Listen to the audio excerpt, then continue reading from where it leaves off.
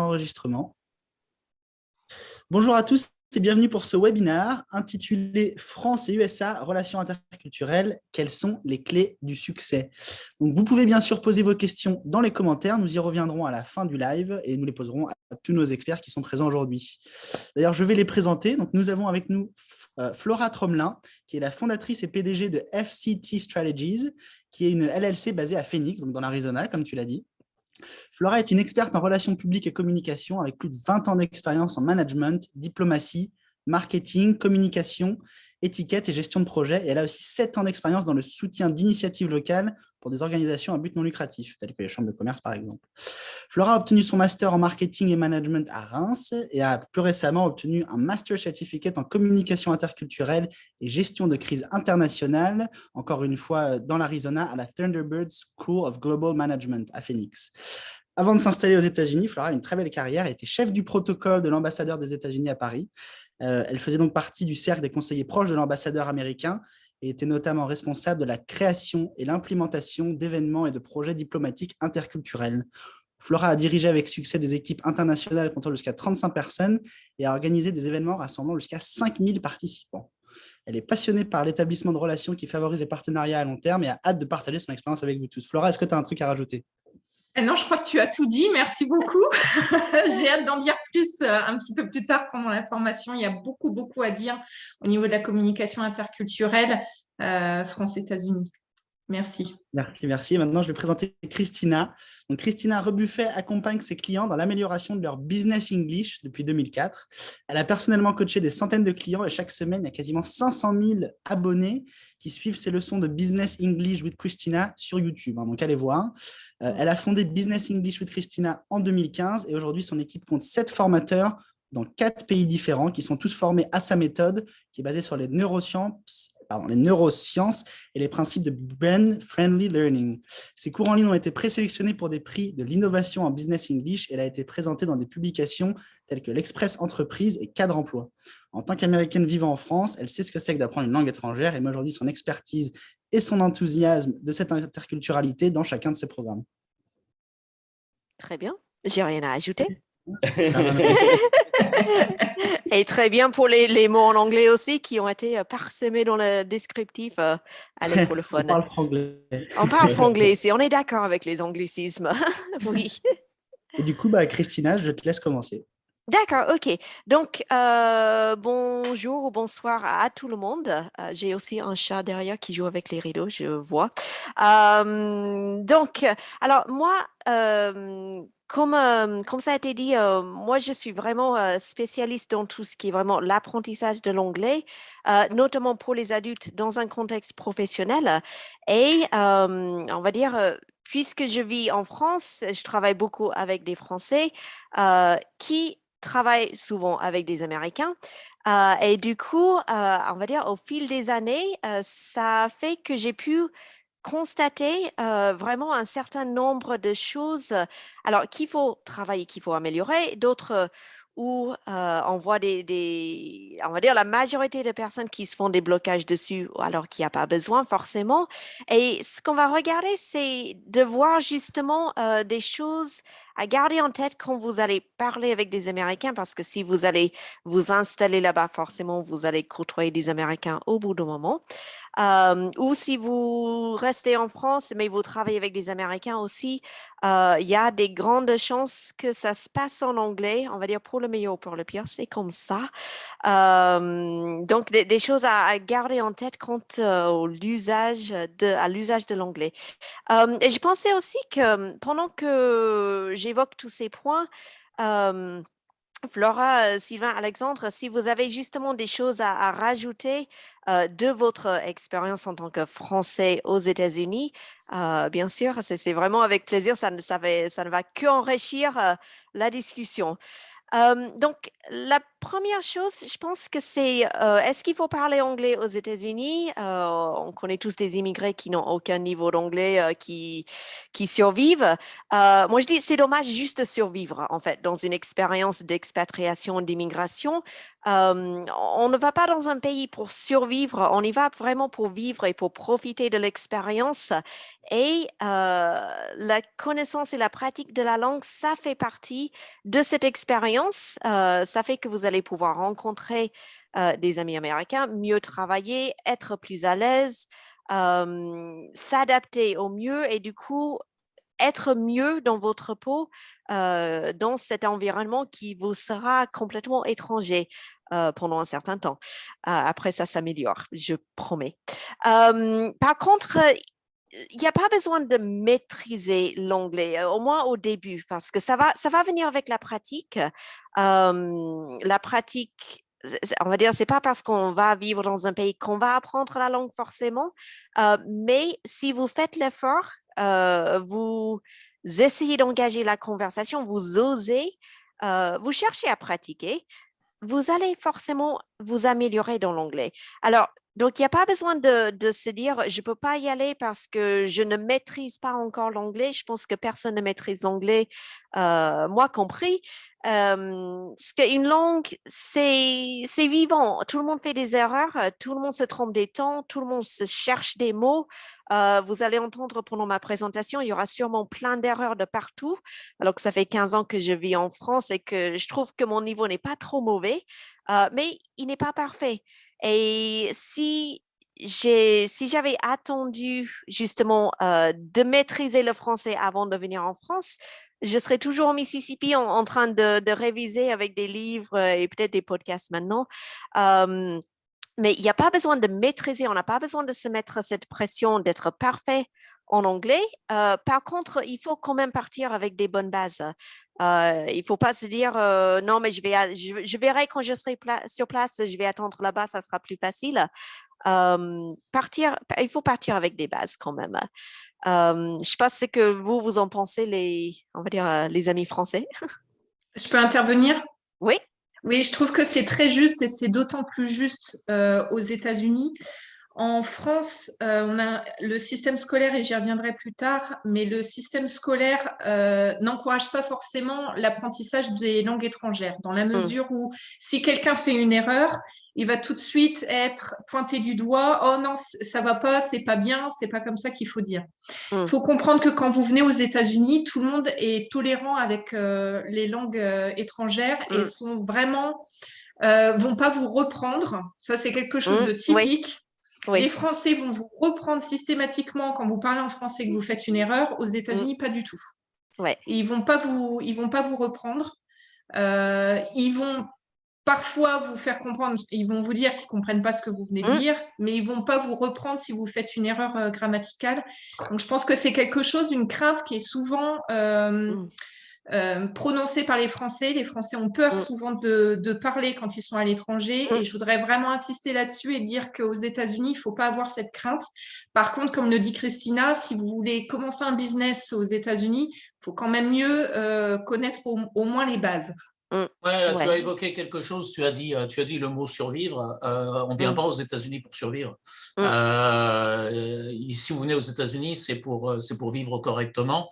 Alors, tous les business n'auront pas le même niveau de nécessité, je ne sais pas le terme que je voulais dire, mais n'auront pas le même niveau d'exigence, merci. N'auront pas le même niveau d'exigence en anglais.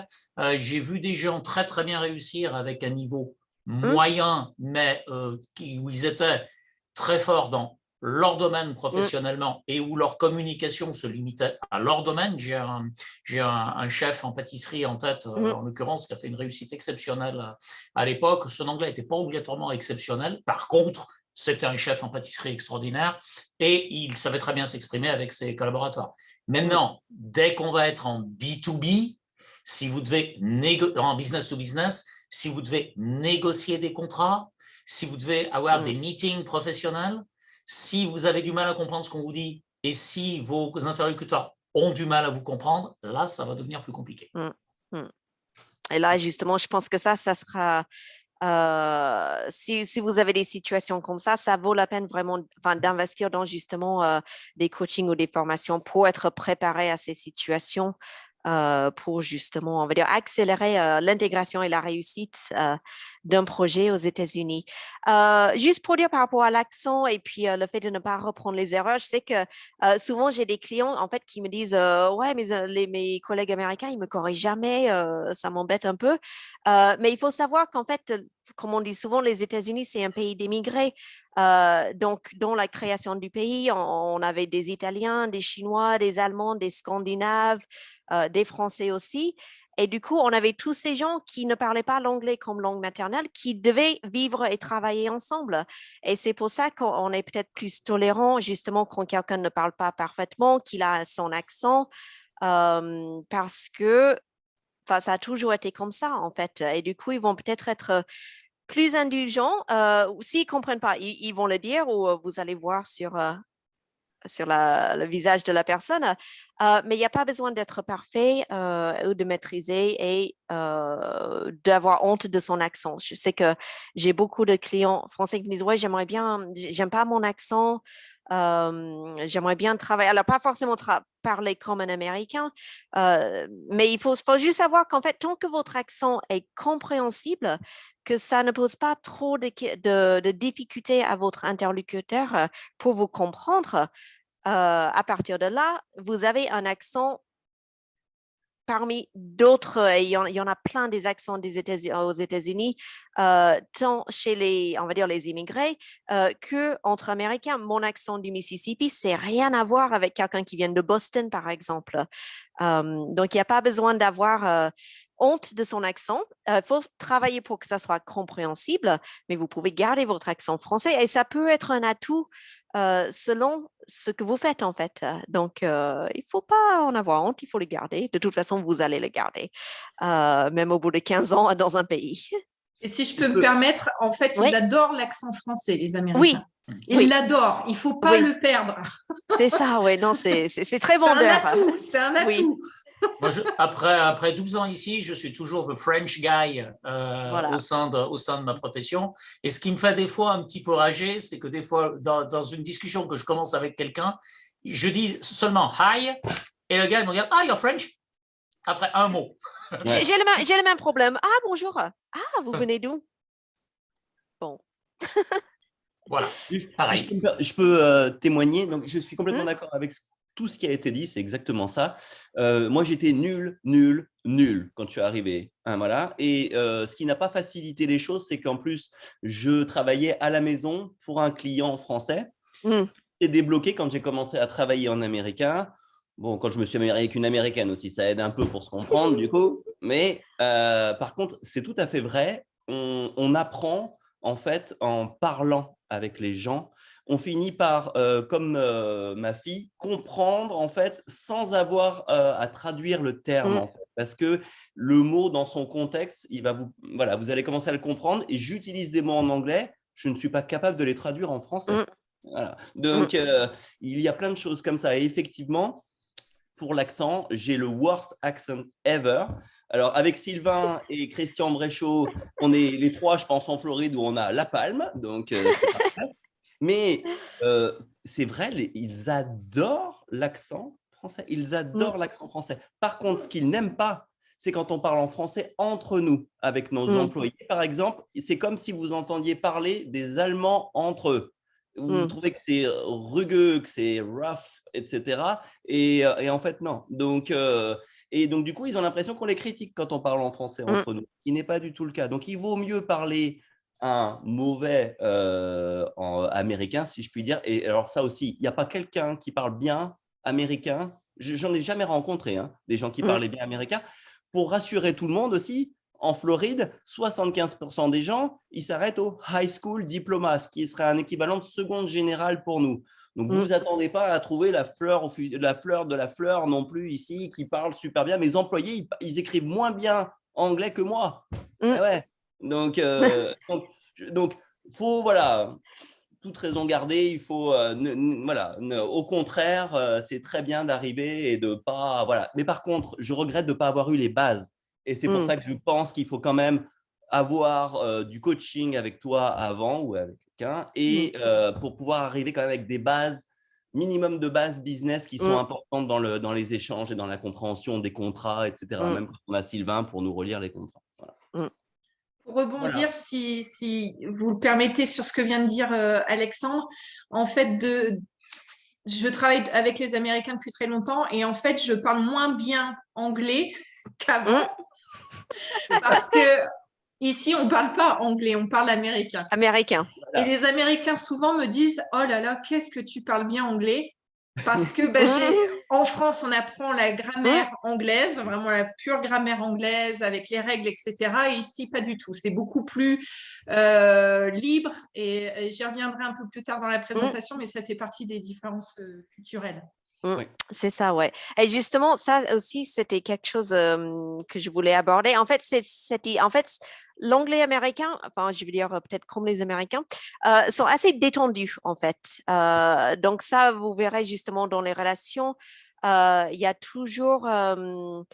par exemple, je pense que c'est le stéréotype même du chef. Vous arrivez, vous dites « Oh, hello, Mr. Smith. Oh no, call me Bob. » Et du coup, on a justement des relations, et je pense que Flora, peut-être, elle en parlera plus, mais des relations qui semblent, au moins à la surface, plus détendues. On a moins de formalisme, moins de rigidité. Ça ne veut pas dire que le formalisme, la rigidité, la structure, la hiérarchie n'existent pas. Ils sont là, mais ils sont emballés avec plus de détente. C'est un peu plus friendly, si on peut dire.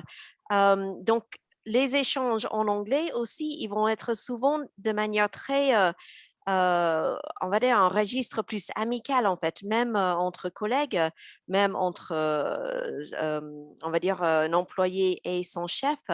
La façon de parler va être plus détendue, moins formelle, moins académique, du coup peut-être moins bien structurée, peut-être la grammaire, on n'y fait pas, on prête pas forcément attention. Et si justement vous parlez trop bien anglais, vous mettez les mots de liaison comme moreover un peu partout, etc.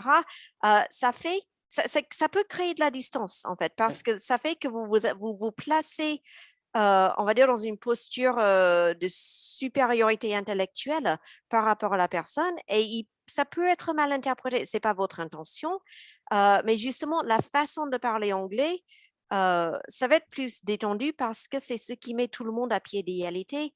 Et comme on sait qu'aux États-Unis, l'idée, c'est que tout le monde peut tenter sa chance, tout le monde peut partir en bas pour arriver tout en haut. Et le langage, la façon de parler, ça véhicule justement cette vision de la société, en fait. Je crois qu'une dernière chose que justement je peux dire sur la langue et la pratique de la langue, c'est de ne pas négliger deux choses. Ça va être plutôt la positive attitude. Quand on est en échange avec des personnes, je vois que, par exemple, si on peut demander à quelqu'un en France comment ça va, alors je caricature très largement, on est d'accord.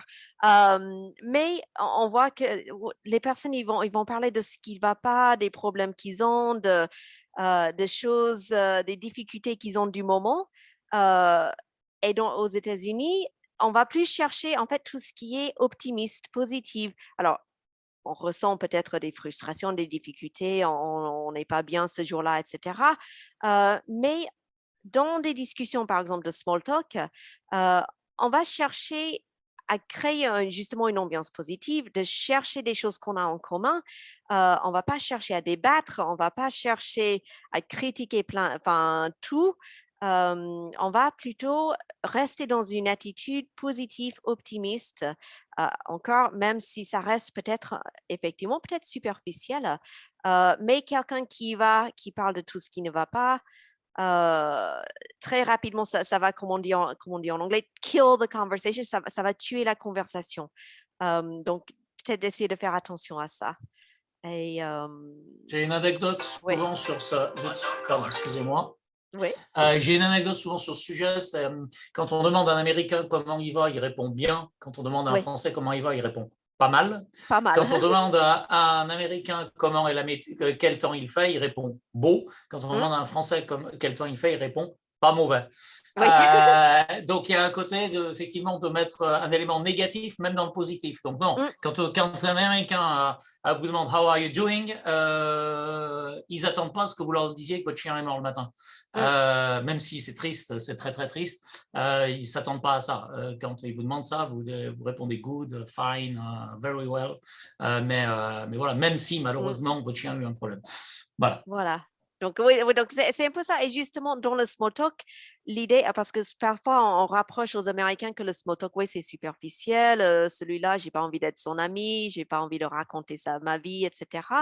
Le small talk ne sert pas à construire une relation durable avec la personne, à devenir son ami.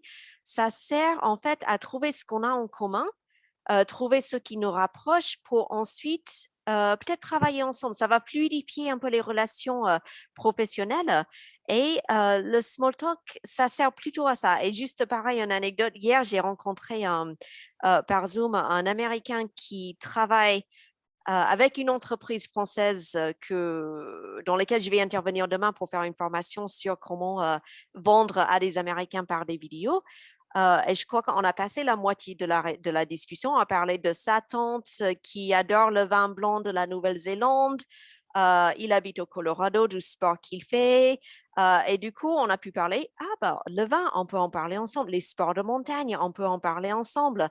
Et tout ça, ça a servi à emballer notre discussion professionnelle qui était sur ces gens-là, demain que je forme, qu'est-ce qu'ils ont besoin de savoir de ton point de vue en tant qu'Américain.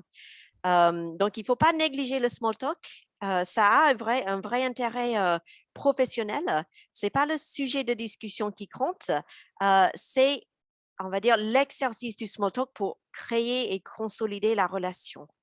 Donc, je pense que sur ce, je vais passer la parole à Flora, qui va justement nous en dire plus sur tout ce qui est vraiment la communication.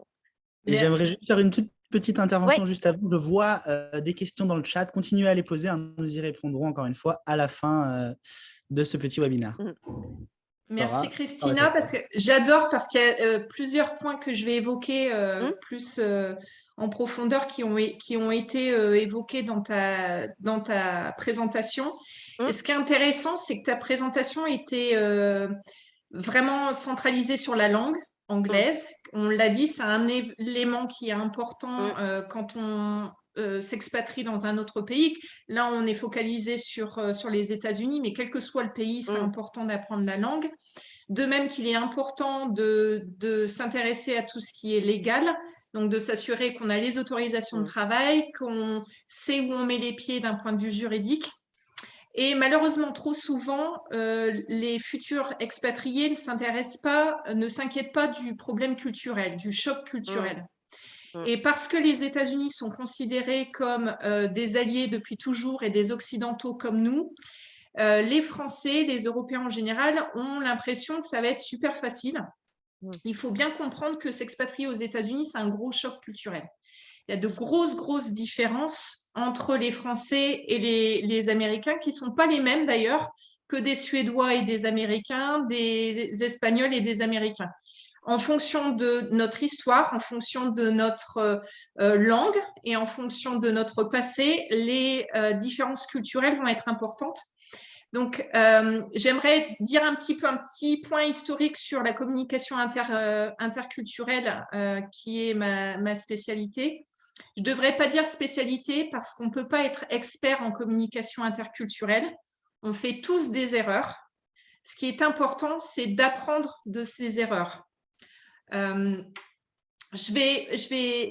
communication interculturelle, elle a commencé à être étudiée dans les universités américaines après la Deuxième Guerre mondiale.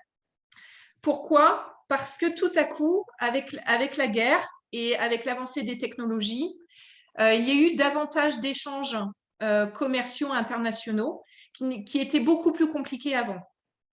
Donc, tout à coup, les chercheurs se sont rendus compte que mince, il y avait parfois des malentendus, même si on pratiquait la langue, même si on savait parler ou français couramment ou anglais couramment, il y avait des problèmes. des incompréhensions, ça pouvait mener à des ruptures de contrat, des ruptures d'agrément. On a vu récemment pas mal de soucis dans les journaux. Vous avez certainement tous entendu parler des problèmes des sous-marins. Dans nombre d'articles, ils évoquaient des problèmes de différences culturelles entre l'Australie et les Français. On a lu plus récemment des soucis de LVMH aux États-Unis avec également des problèmes culturels. Donc, ce n'est pas quelque chose qu'il faut ignorer quand on souhaite s'installer dans un pays étranger, quel que soit le pays. Ça, c'est la première chose que je voulais dire.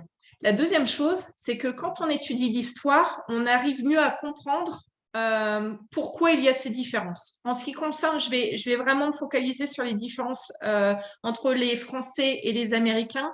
Je vais toutefois signaler que ce n'est pas forcément une généralité. Il faut faire attention, il y a des exceptions comme partout. En fonction du passé de la personne, si la personne, par exemple, était née en Italie, a immigré en France et puis finalement est partie s'installer aux États-Unis, la façon d'interagir avec ses partenaires commerciaux vont être différents parce qu'il a aussi un passif italien.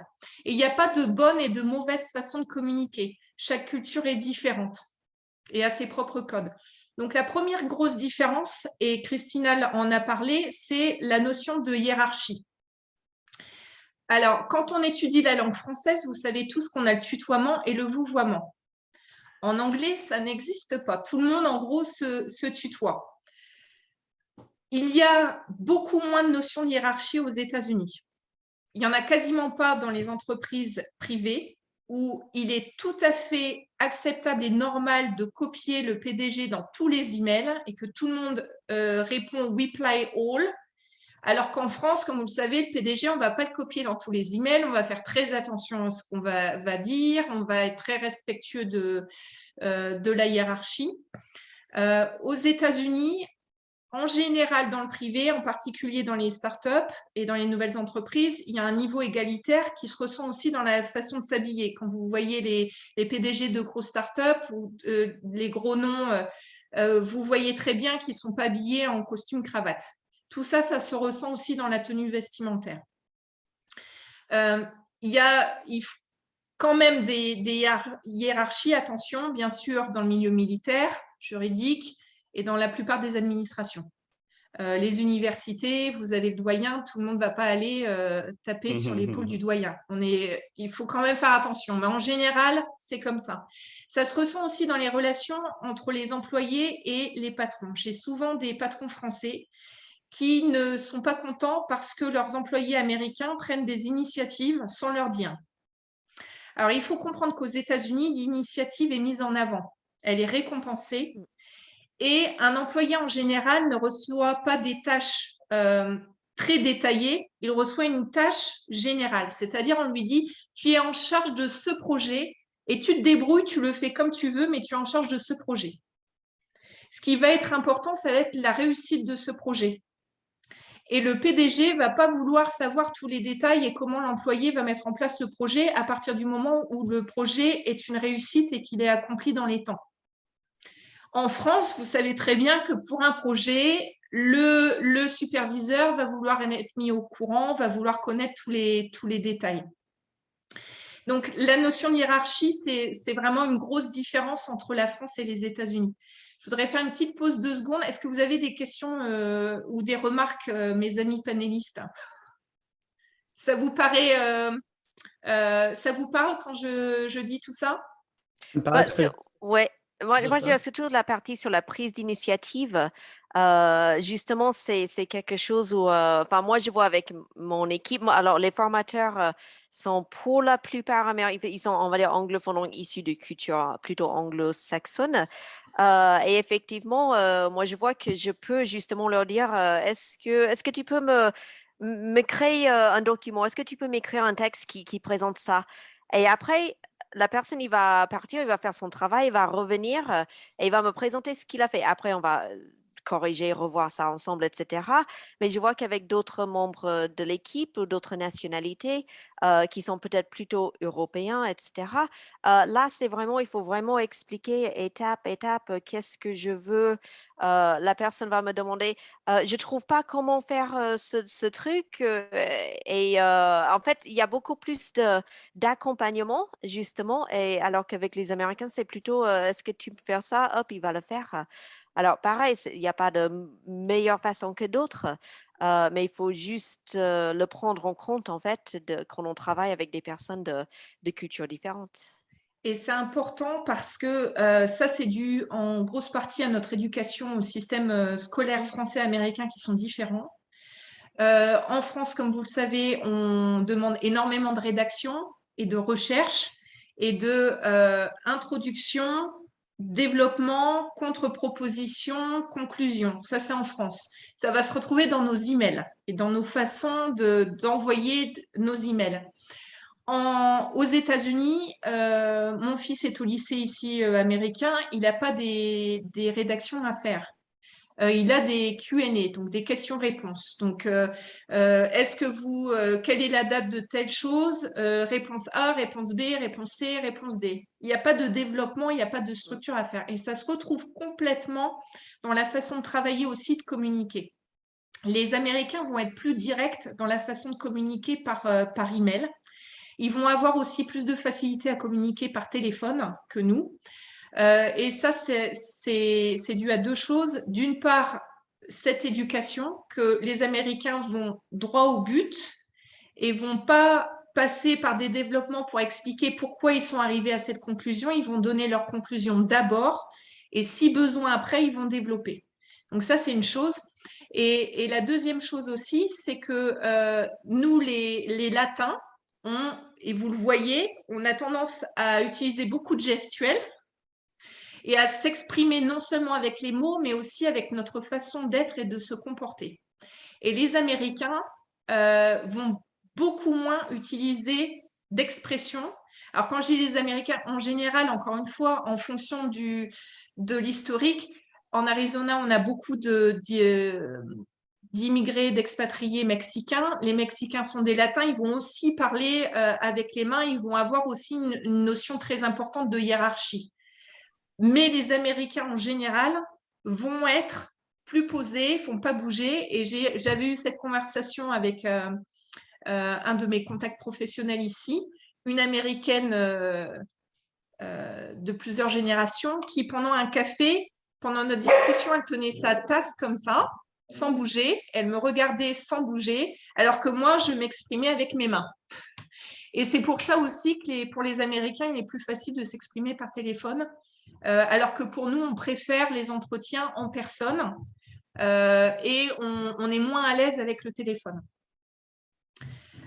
Une autre chose qui est très, très, très importante aux États-Unis, et quand vous avez des rendez-vous professionnels, il ne faut surtout pas se louper, c'est la notion de temps. On dit toujours, pour les Américains, le temps, c'est de l'argent, mais c'est vrai.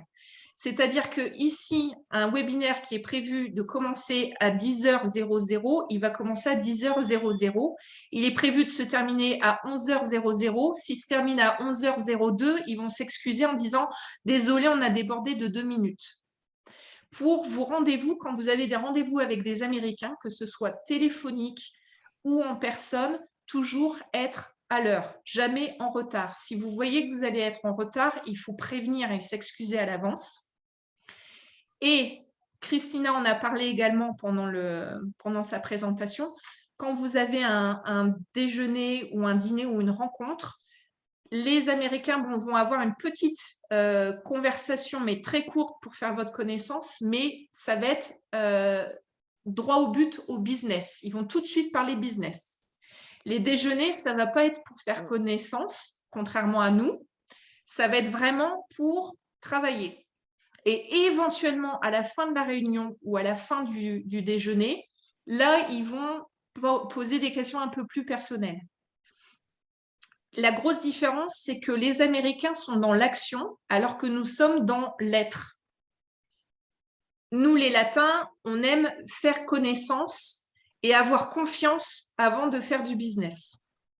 Les Américains, ils vont faire business tout de suite. ils vont d'abord faire le travail, parler travail. Et une fois que le travail est fait, là, éventuellement, ils commenceront à faire connaissance avec vous. Mais c'est quelque chose qui peut être très perturbant quand vous commencez une activité aux États-Unis. C'est que nous, on a tellement l'habitude d'apprécier le repas, d'apprécier le bon vin, un verre, etc., et de faire connaissance autour d'une table, que quand on se retrouve à un déjeuner, que la personne nous dit tout de suite, bon alors, qu'est-ce que vous avez à me vendre, qu'est-ce que vous me proposez, quels sont vos projets à court terme, à long terme, on se retrouve un peu acculé et on est surpris. Donc, il faut être préparé pour ça également. Quand on a un rendez-vous avec un Américain, il faut que le projet soit prêt. Vas-y, Christina. J'allais dire, de l'autre côté, c'est hyper frustrant aussi. Mais justement, ça montre les différences culturelles. Moi, je sais, maintenant, avec l'expérience, je sais que je ne peux pas le faire, mais j'ai tendance, quand je commence à discuter avec un client potentiel, à négocier, ça prend 15 plombes, etc. Moi, j'ai envie juste de dire, bah, tu l'achètes ou pas? Enfin, qu'est-ce qu'on fait? Est-ce qu'on va encore continuer à discuter pendant des heures ou est-ce qu'on s'arrête là? Enfin, qu'est-ce qu'on fait? Donc, après, c'est vrai que les Américains, ils ont cette tendance à… Et justement, j'ai écouté un podcast l'autre jour, je retrouverai les références parce que c'était vraiment très intéressant, qui disait que justement, il ne faut pas s'étonner à un déjeuner d'affaires que dès qu'on commence, en fait, dès que le premier verre d'eau est servi par le serveur, on va commencer tout de suite à attaquer vraiment la discussion professionnelle, en fait. Et puis, une fois qu'on a terminé, en gros, une fois qu'on a terminé le travail, après, on peut parler de ce qu'on va faire ce week-end, etc. Mais c'est vraiment, on va déjeuner avec, on va dire, un contact professionnel pour travailler, pas pour déjeuner, en fait. On mange parce qu'il faut bien manger, mais l'objectif premier, ça va être de travailler. C'est exactement ça. Et j'ai une petite anecdote, et je te laisserai la parole après, Alexandre. je te vois. Juste, c'est par rapport à mon expérience quand je travaillais à l'ambassade des États-Unis à Paris. Donc, à l'ambassade, donc beaucoup de monde ne le sait pas, mais en fait, il y a 60% d'employés locaux français à l'ambassade à Paris, 40% de diplomates américains. Donc, je travaillais au sein du bureau de l'ambassadeur. Et j'avais une collègue américaine qui était super, que j'adorais, super efficace, toujours top, vraiment une top professionnelle. Mais mes collègues français ne l'aimaient pas du tout. Parce que la pauvre collègue américaine ne disait jamais bonjour le matin. Et ça, c'est quelque chose que j'entends tout le temps ici avec des francophones expatriés aux États-Unis. Elle arrivait, elle nous disait bon, il faut faire ci, il faut faire ça, il faut faire ci, il faut faire ça. Et moi, en fait, j'ai pas de mal à m'adapter à la manière de faire, d'être dans l'action des Américains parce que je suis comme ça. J'aime bien aussi faire mon travail et donc c'est pour ça que j'avais moins de mal avec elle et je la respectais énormément. Mais ça posait des problèmes. Elle disait oh, on la déteste, elle dit jamais bonjour, elle est pas polie. Et puis un jour, cette collègue me dit je peux te poser une question? Je lui dis oui, bien sûr. Elle me dit mais vous dites vraiment bonjour tous les jours en France? Et on se fait la bise. Et on se fait la bise. Je lui dis tous les jours, et si on se revoit dans la journée, on se dit même rebonjour. Ça fait partie de notre, encore une fois, la différence entre être dans l'action et faire. Cette grosse différence entre les Français, les Latins en général et les Américains. Et une fois qu'elle a eu compris ça, elle m'a dit oh, il faudra que tu me le rappelles. Et après, parfois, il n'y avait rien à faire. Elle avait son naturel qui revenait. Elle rentrait dans le bureau. Bon, il faut faire ci. Je la regardais en souriant. Je lui disais bonjour. Et là, elle posait. Elle disait pardon, bonjour. Ça va aujourd'hui? Et hop. Et après, c'était bon. Et du coup, ça, c'est un truc tout bête, mais ça a permis de réduire des tensions au sein de l'équipe. Comme quoi, des fois, il suffit de pas grand-chose. Vas-y, Alexandre. Je voudrais un tout petit peu peut-être modérer ce que vous avez dit par le reflet de ma propre expérience en tant que manager d'entreprise et d'une chambre de commerce dans des activités totalement différentes. Après 6 ans, je n'ai pas du tout, moi, la même analyse que vous. Très honnêtement, à moins de travailler avec Boeing, JetBlue, le gouvernement américain ou Thales ou ce que vous voulez, le 80% des employés c'est du taylorisme sans réflexion. S'ils n'ont pas de handbook, ils ne savent plus faire, ils ne savent plus gérer. Donc, je voulais juste modérer un petit peu ce que vous avez dit parce que votre expérience est relative, à mon sens, à certaines institutions, des grosses entreprises parce que c'est vos marchés. Et j'en appellerai à Sylvain qui a un panel d'entrepreneurs derrière lui. Les employés, c'est un vrai souci ici pour beaucoup de raisons et parce que le fait aussi parce que le fait qu'ils n'ont peu de compétences pour beaucoup, à moins de taper dans des salaires à 100 000 $ par an et de commencer à embaucher des gens qui vont manager. Là, ils vont avoir effectivement l'habilité à thinking out of the box. Mais très honnêtement, Christina, j'en ai jamais rencontré, moi. Je suis désolé. Hein, mais ce que dit Alexandre, moi je rebondis et effectivement je partage parfaitement. Il y a deux mondes. Il y a effectivement, mais là-dessus je pense que c'est pareil en France. Il y a deux mondes, c'est-à-dire qu'il y a des jobs où effectivement, moi quand je travaillais en France, la plupart de mes collaborateurs étaient cadres, c'est-à-dire que je travaillais dans la banque et j'avais des collaborateurs qui effectivement prenaient beaucoup d'initiatives, etc. Je ne suis pas sûr que ce soit le cas dans une usine. Attention, c'est que ça soit pas mal interprété, mais voilà, ou dans un commerce. Donc ça va vraiment dépendre du type. Et effectivement, le monotache est une réalité aussi. Les gens sont souvent formés à une tâche. C'est d'ailleurs pour ça que les franchises fonctionnent si bien. Tu vas parler des handbooks. Et le niveau moyen, il faut être honnête avec ça. Le niveau moyen, on est beaucoup plus polyvalent en France parce qu'on est formé à beaucoup de choses et qu'on veut, on met toute une classe d'âge, voilà, on pousse, on connaît les stratégies, etc. Ce n'est pas le cas ici pour tout un tas de raisons et ça dépend des États. Alors ça, c'est aussi la Floride. Très, très, très, très cher. Donc, vous ne faites pas d'études. Donc, si vous embauchez quelqu'un qui n'a même pas le bachelor, je veux dire, c'est à chaque fois la même chose. Et pour avoir un bachelor, ça vous a coûté un bras. C'est aussi la Floride. C'est aussi la Floride. Il faut aussi remarquer nos secteurs géographiques.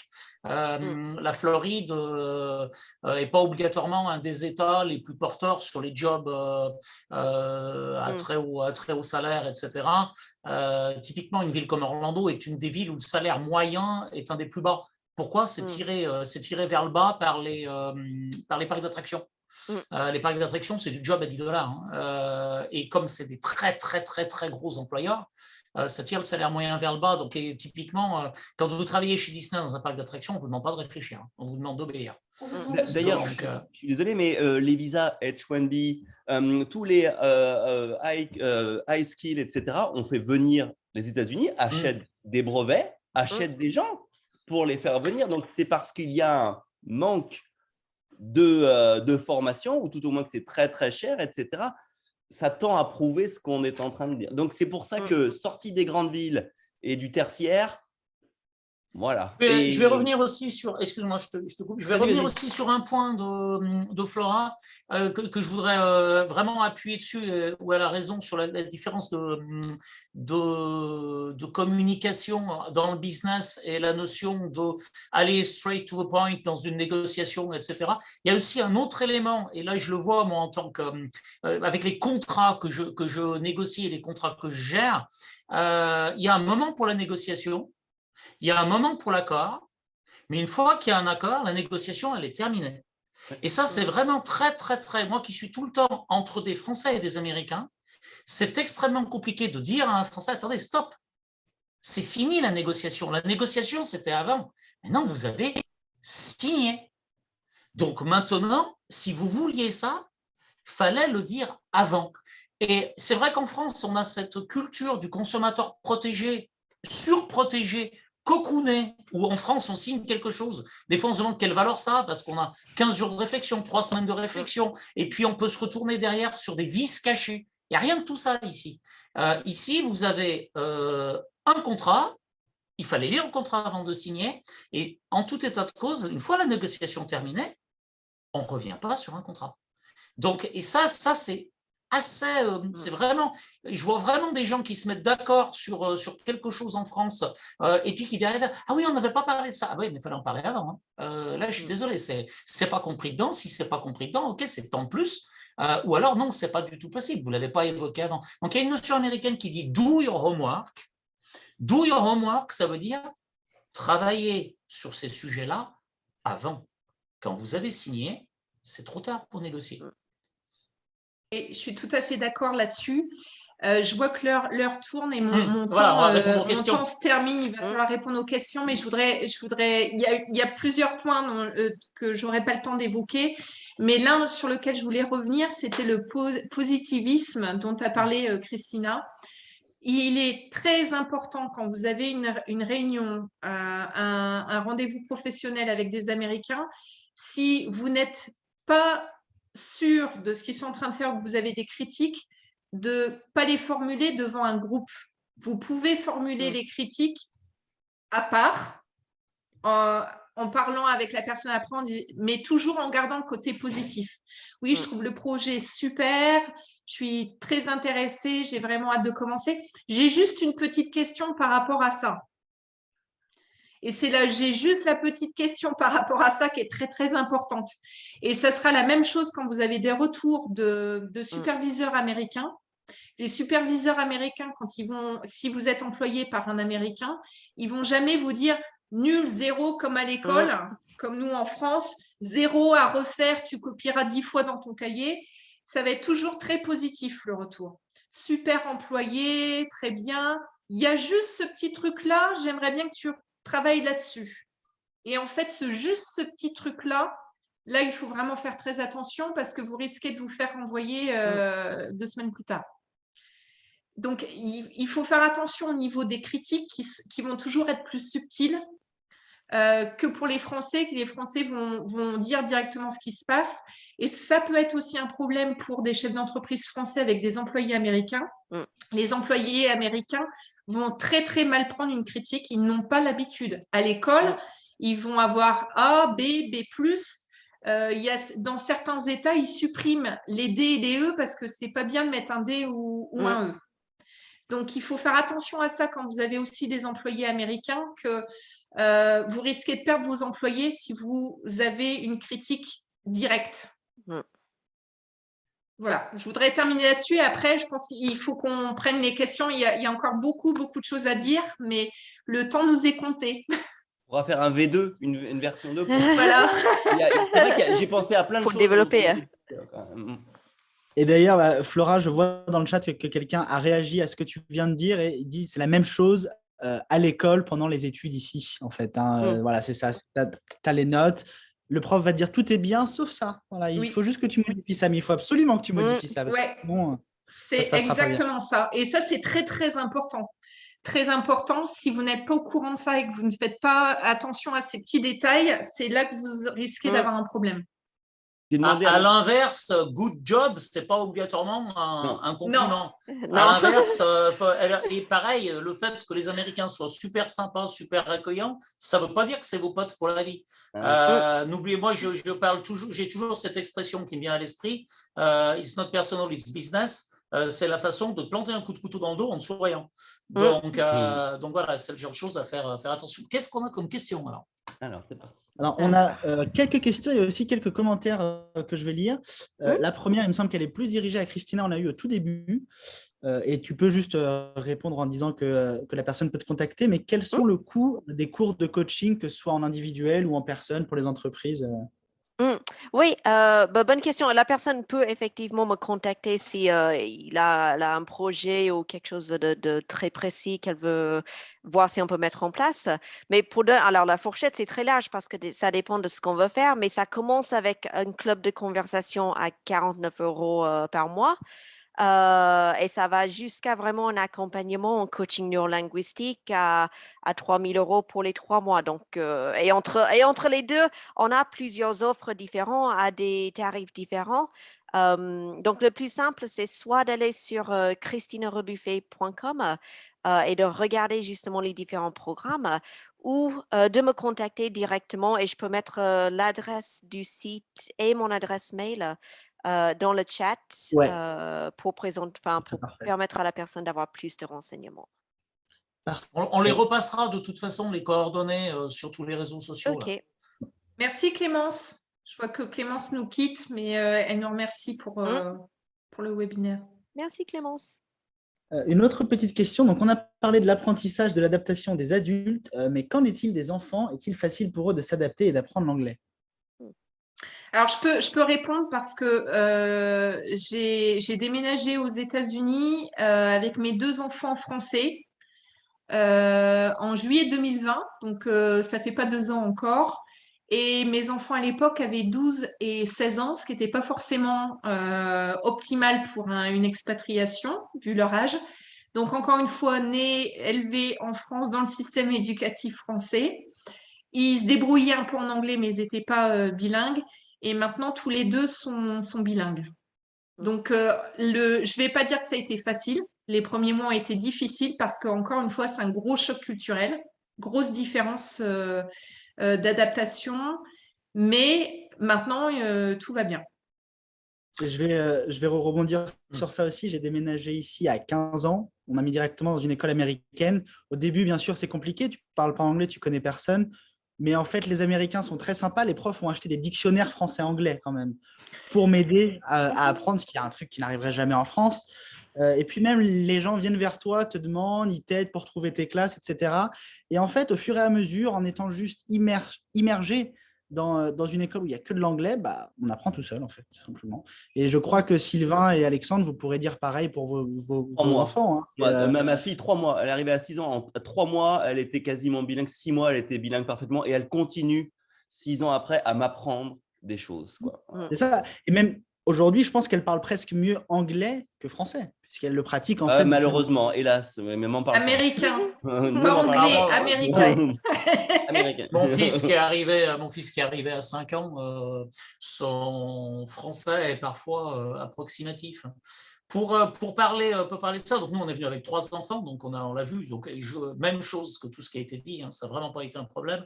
Dans les accompagnements de Français, de familles françaises qu'on a accompagnées ici, plus de 100 familles, j'ai perdu le compte, hein, mais plus de 100 familles, c'est sûr.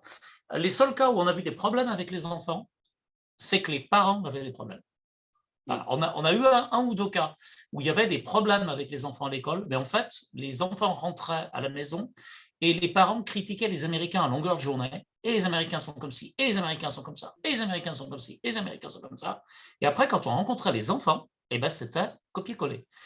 Ça se passait mal pour les parents, c'est les quelques très rares cas, très très rares, hein, où ça s'est mal passé. En fait, on s'est rendu compte que ça se passait mal pour les enfants parce que ça se passait mal pour les parents.